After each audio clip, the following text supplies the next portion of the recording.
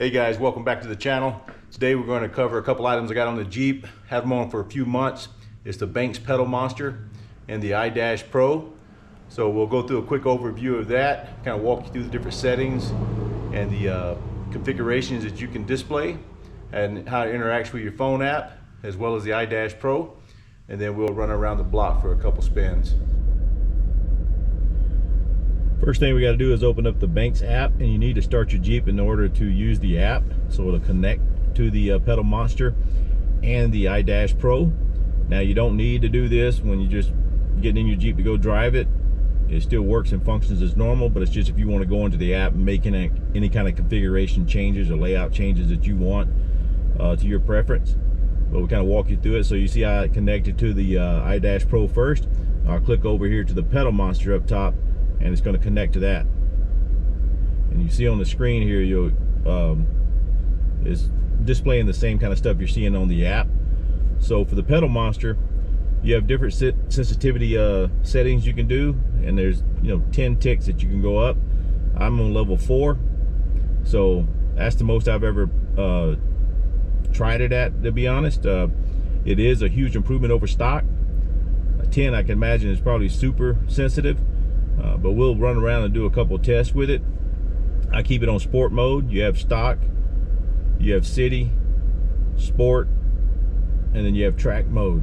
So I guess if you're going to drag strip or something, right? But it's not exactly a drag vehicle. So, but I've seen some guys take it out there just to watch this Jeep run, because it's extremely fast, especially when stock, for something to run 0 to 60 in 4.5 seconds and being the aerodynamics of a brick.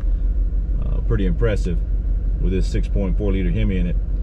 Now if you switch over here to the iDash-Pro, again you can see it's displaying the same information on my phone on the app that it is on the iDash-Pro on the other screen, and you can go through different layouts that you want to choose. So if you want 2 gauges, 3, all the way up to 8, so and you can go all the way through these. I'll just skip around here. The one I like is this one right here. Has 4 on it, and it has the PedalMonster levels displayed on it. So I can just click right here on the screen and move it up on the app if I'm on there. But that's why I like the iDash-Pro. I can just reach up there and adjust it up and down if I want to. Ease of access. Don't have to worry about opening up the app if I'm driving around. You click on gauges and you can reconfigure what's being displayed where to your liking. You go to color and you got different color options. So if you see on the other screen here, it's already set on red and black. There's red and white. There's white, blue and black, blue and white, black ops, green, and amber. Red's my favorite color, so I'm usually sticking around with the red and black or the red and white. But to each their own, right? And you go into the menu here and you got the different settings and stuff and diagnostics and recalibrate, and if there's a firmware update, it's all right here. But I will tell you that if there's a firmware update required and you start it up and you go into the app, it's automatically going to prompt you for it, so you can go ahead and just do it and get it out of the way. But it won't prompt you. You're not going to know unless you actually go into the app. I also, one thing to keep in mind here, if you have power steps on here that plug into the OBD port, the PedalMonster needs to plug in there as well. So when I first bought the PedalMonster, I got it first, and I had the side steps on here. I had to buy a splitter so I could run 2 into that 2 into 1 to the OBD port. I bought one on Amazon, and based on where the port plugs up to how it comes out to the 2 splitters, it's not something you can really bend or manipulate. It's really stiff, and the angle of it just would not plug in there and line up. So I ended up going back to Banks. They had one on their website, bought theirs, and even though it was still stiff, it fit in there. Was able to plug both of them up. And there's different options that you can buy out here. You got like Pedal Commander and some others out there for throttle sensitivity. I went with Banks. Banks' name has been around forever. And they make these things for different cars and all, not just Jeeps. So that's what I went with, and I've had it on here for months now, and no issues, no nothing. I also have the JL mini taser on my Jeep as well. and I went with that, and I'll do a video on that later. But there's different programmers you can get out there. Like I also have the Super Chip, is what I had in the beginning, and it's great for, you know, basic settings and everything.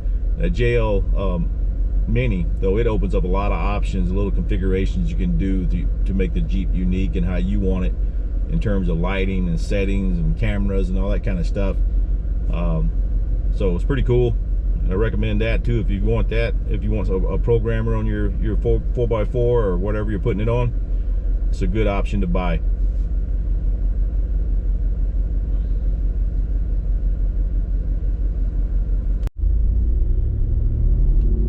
Alright, so we're going to take this out. We'll try a couple of these different higher levels just to see how it is.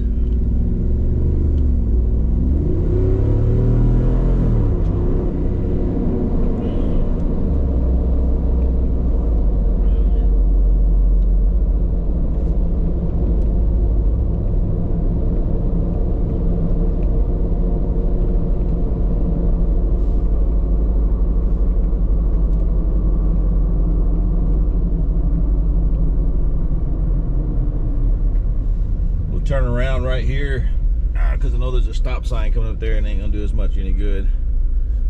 So let's just take this thing all the way up. Let's just see what that's like here in a minute here if this car gets out of my way.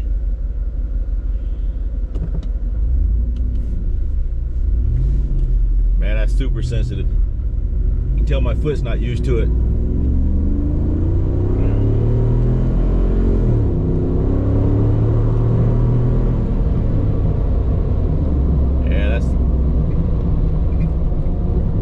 Really sensitive.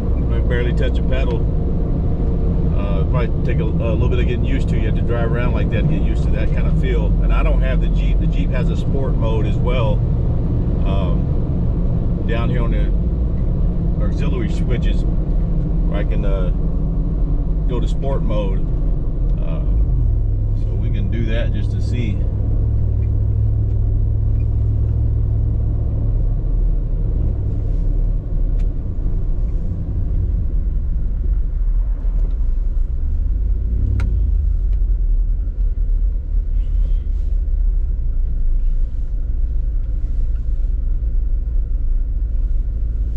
Pull the app out here, and we're gonna switch this thing over to track mode to see what it feels like.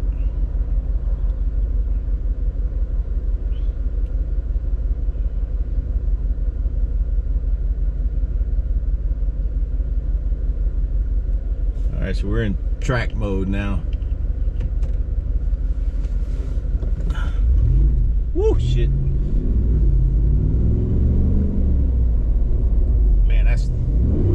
Jesus, it's hard to get the Jeep to smooth out. I'm not used to touching that pedal like that. That's crazy.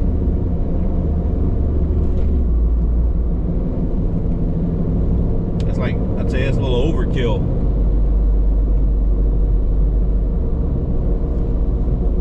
Let's lower that back down. So yeah, I mean, I highly recommend it. You know, a lot of stock vehicles, and Jeep is no exception. Pedal's kind of soft coming out the gate. I mean, when you get a 392 for the first time, it feels a lot different because there's a lot of power in there versus, you know, a V6 or anything in the previous, the other Jeep motor options you have out there. And I've had the V6, never had the turbo, any of those, but I had the V6 in the last two Jeeps I had. But it's a massive difference just going to that V8. But good God, that pedal is super sensitive when you adjust it on here. So hope you guys like the video. I'll be doing more videos here very soon. And also an update on the Whipple supercharger. So on the last video I told you guys that there was 12 to 16 weeks out. That's what the vendor told us, Whipple. But they got that thing there. I got a text from LTW Motorsports yesterday that it has arrived. So it only took about 7 weeks. So it's going in the shop June 3rd for install. So I'll be getting some video footage of that as well. So So I appreciate you guys tuning in. Please like and subscribe at the bottom.